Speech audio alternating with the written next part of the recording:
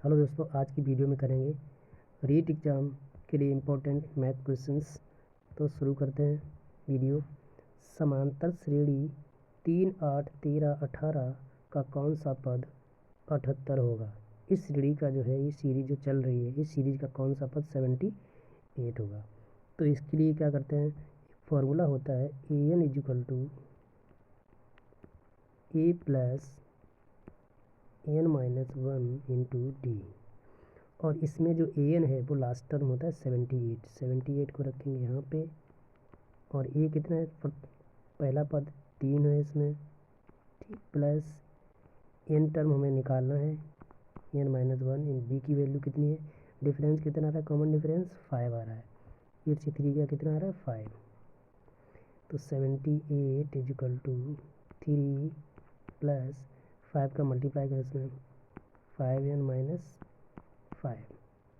78 से 3 कम कर दो, कितना बचेगा 75 = 5n-5। इस -5 को इधर ले आओ, ऐड कर दो, कितना हो गया 80 = 5n। n से 80 को काट दो, कितना जाएगा 16। तो n = क्या आ गया 16। तो जो 78 होगा वो इस सीरीज का कौन सा टर्म होगा, 16वां टर्म होगा। नेक्स्ट, 300 व्यक्तियों के समूह में 150 हिंदी बोलते हैं, 200 अंग्रेजी बोल सकते हैं। कितने व्यक्ति हिंदी और अंग्रेजी दोनों बोल सकते हैं, ठीक है। तो इसके लिए भी एक फॉर्मूला है कि हम लोग, फॉर्मूला होता है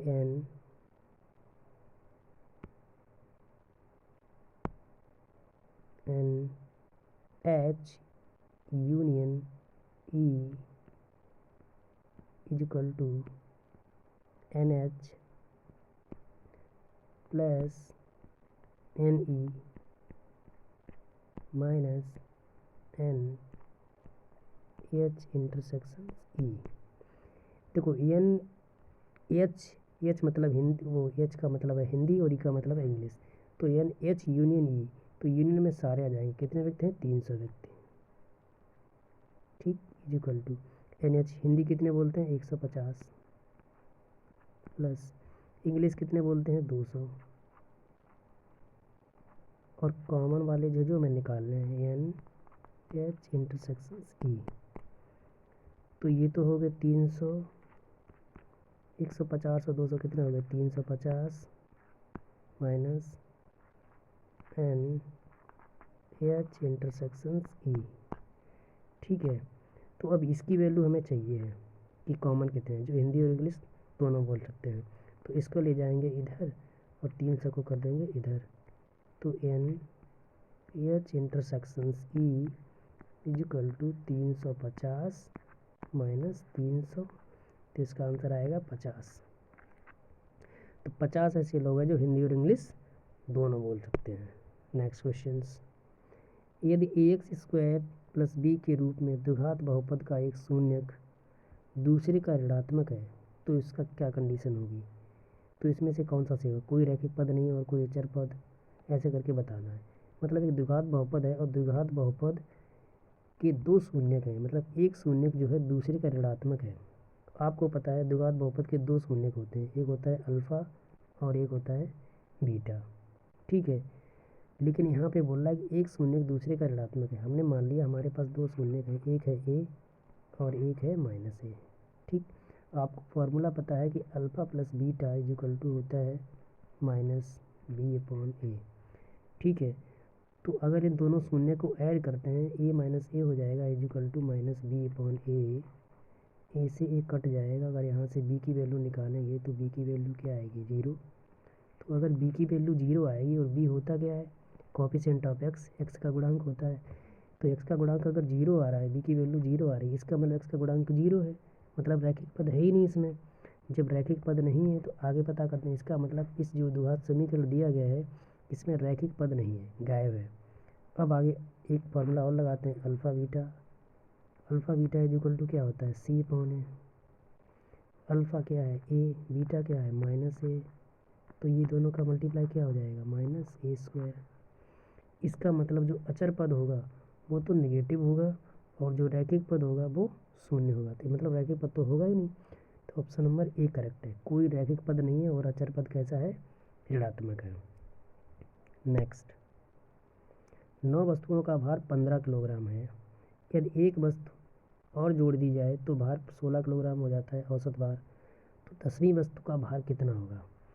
देखो 9 वस्तुओं का भार कितना, औसत भार कितना है 15 किलोग्राम, 9 वस्तुओं का औसत भार 15 है, एक वस्तु और आ गई तो कितनी हो गई 10, औसत में कितने की वृद्धि हो गई 1 की, तो 10 गुणे 1, तो 15 प्लस 10 इक्वल टू कितना हो गया 25, तो जो नई वस्तु आएगी उसका जो भार होगा 25 किलोग्राम होगा। नेक्स्ट, 100 प्रेक्षणों का माध्य 45 है, 100 प्रेक्षणों का माध्य जो है 45 है, ठीक है, इसका समांतर माध्य 45 है।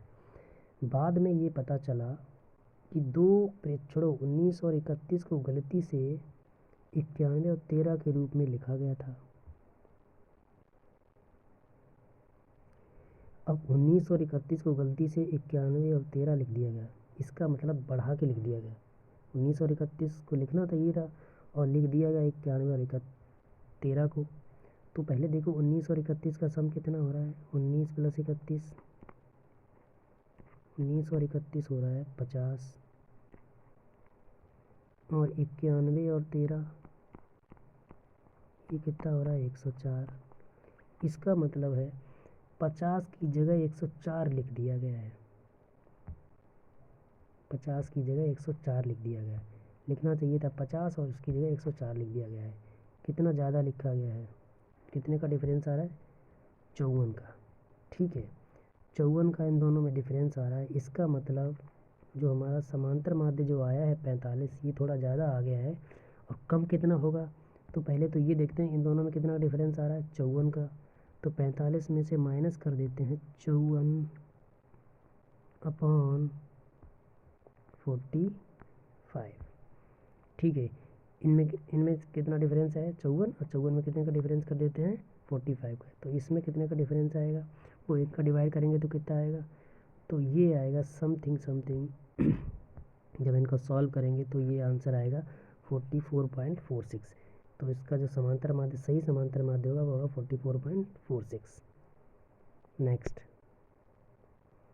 ए इक्वल टू इतना है और बी इक्वल टू ये है, समझते हैं यहाँ पे ये दे ए इक्वल टू ये है, बी इक्वल टू 2 3 4 6, तो ए इंटरसेक्शंस बी बताना है, तो A intersections B equal to, intersection में वो नंबर लिखते हैं जो कॉमन होते हैं, जो दोनों में होते हैं, तो उनमें कॉमन कौन कौन से नंबर हैं 2 3 4, 4 कॉमन है नहीं, 6 भी नहीं है, तो 2 और 3 ही कॉमन है, तो ए इंटरसेक्शंस बी क्या आ जाएगा 2 और 3, 2 और 3। नेक्स्ट, समीकरण, एक समीकरण ये दिया गया और दूसरा समीकरण ये है का कोई हल नहीं है, तो के का मान बताना है, इस समीकरण का कोई हल नहीं है तो के का मान बताना है। इसके लिए फॉर्मूला होता है a1 upon a2 equal to b1 upon b2 not equal to c1 upon c2। तो देखो इसमें e1 क्या है 2 है, इसमें a2 कितना है 6 है, b1 कितना है माइनस के है, और इसमें b2 कितना है माइनस का 12। यहीं से सॉल्व कर लो, माइनस से माइनस कैंसिल, ठीक, 6 2 जा 12 और 2 का 2 से कर दो क्रॉस मल्टीप्लाई, तो के की वैल्यू कितनी आ गई 4, के equal to 4, option number 2 correct है। नेक्स्ट, एक आयत की चौड़ाई और लंबाई के बीच अनुपात 7:8 है, मतलब उसकी लंबाई और चौड़ाई के बीच इतने का अनुपात है। यदि चौड़ाई 7 सेंटीमीटर कम कर दी जाए तो आयत का परिमाप क्या होगा। देखो आयत की लंबाई चौड़ाई के बीच कितने का अनुपात है 7:8, तो हमने मान ली ये लंबाई और इधर चौड़ाई है, लंबाई है 7x और चौड़ाई है 8x,